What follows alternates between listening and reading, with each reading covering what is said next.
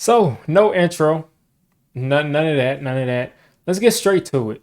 Daniel Jones, 4 years, $160 million, 82 million guaranteed. My initial reactions to this, this is how people can know that I'm not somebody who comes on here and fakes reactions and fakes like I'm angry about something or fake like I'm happy about something. I just kind of feel mum about it. I wanted to sign him mid-season at 33 per. I wanted to sign him after a season at 35. I was even willing to go up to 37, around 38. And some people say you're going to lose your franchise quarterback over 2-3 million.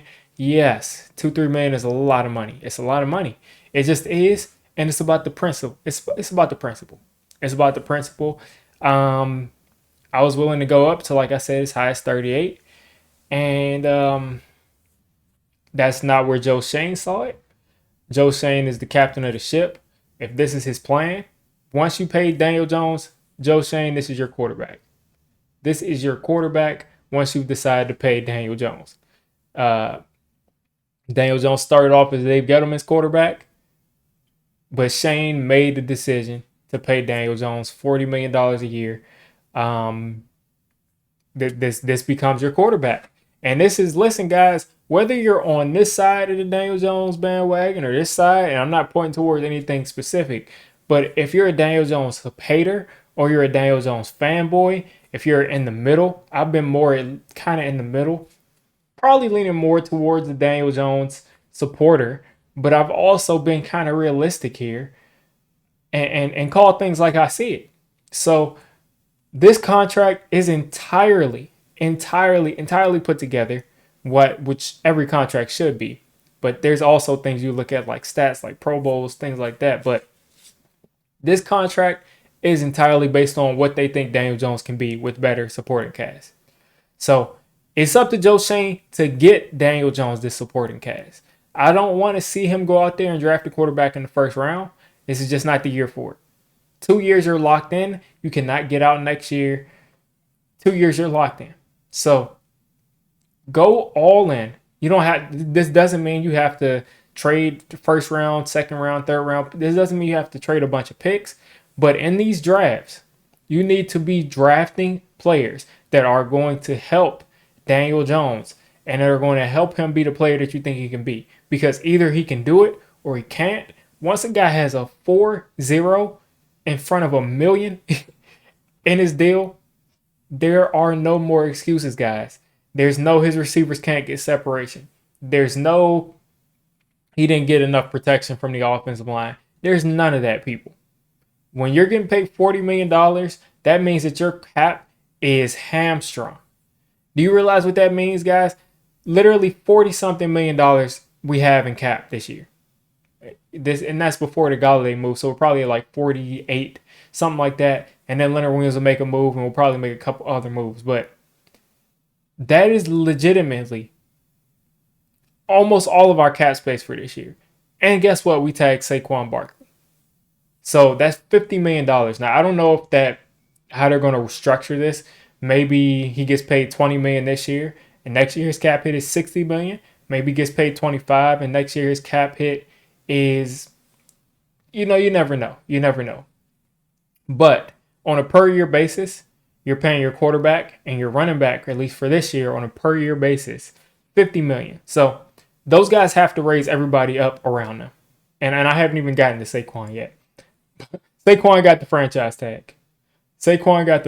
tag. And that was to be expected. It did not make sense to pay this guy 14, 15, $16 million a year. It didn't make sense. Now, will he play under that tag? Who knows if he's going to play under that tag? We've also been hearing that they're going to try to get Saquon for $13 million a year under contract.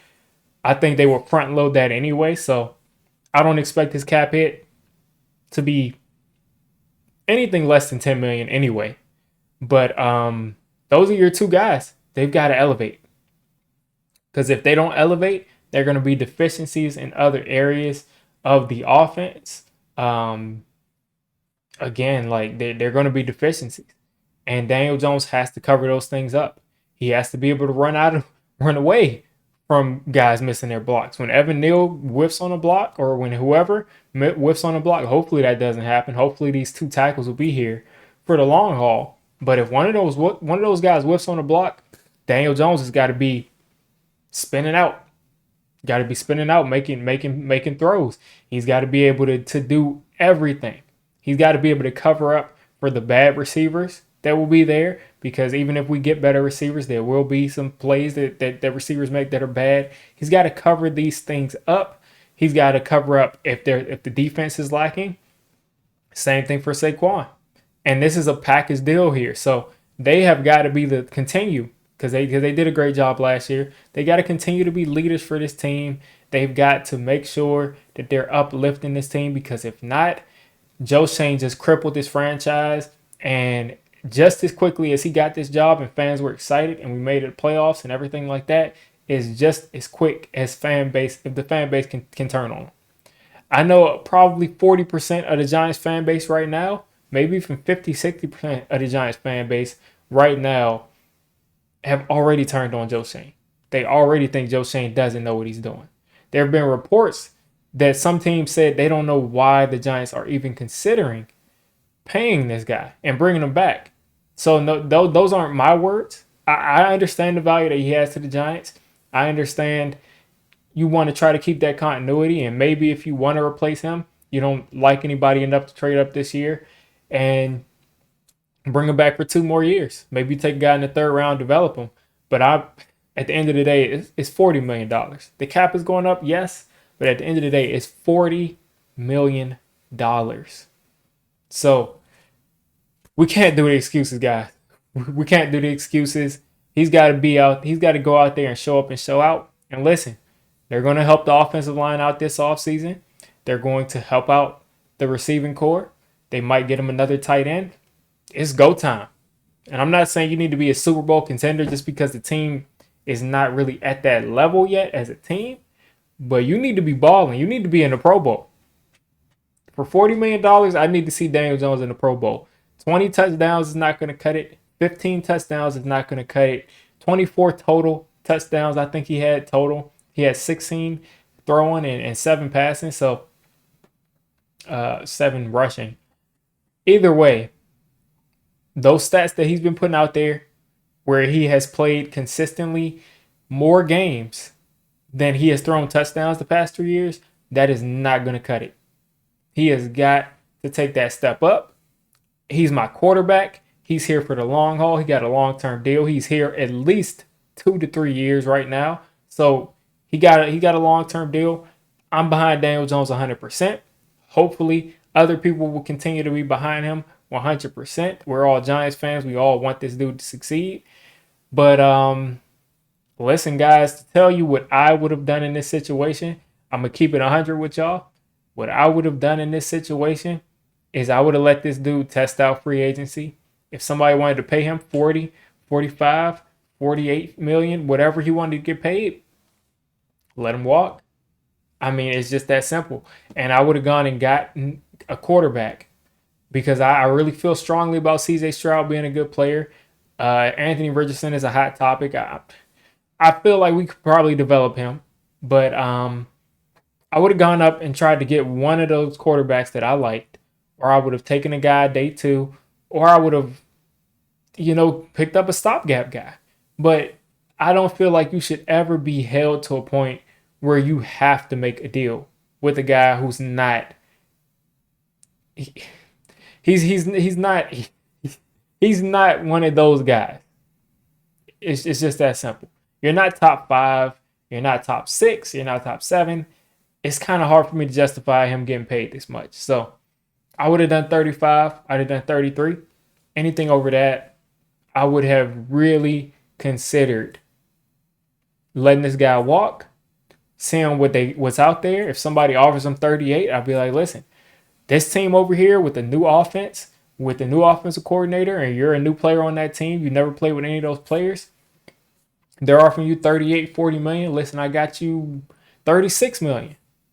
Is that extra 2 million? Is that extra 3 million worth going to an entirely new team and learn a new offense and everything like that? Make them think on it. If it is, then let him go. Same thing with Saquon. I mean, it's just that simple. The running back by committee has proven to work. The number one thing on my mind before Saquon, before Daniel Jones, is improving the offensive line, getting the offensive line to a point to where it's dominant. We got a dominant left tackle. That's the hardest part of it. Get your offensive line dominant. Continue to build out that D line. Continue to build out that linebacker core. Not continue because we got to start building it.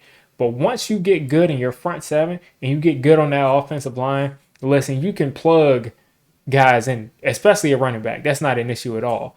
But you get you a middling quarterback, a guy who, is like the 17th, 18th best quarterback in the league. You put him behind that line and you're paying this guy, what, $10 million a year? Or you're paying him a rookie contract salary where he's getting paid $900,000 or $2 million a year.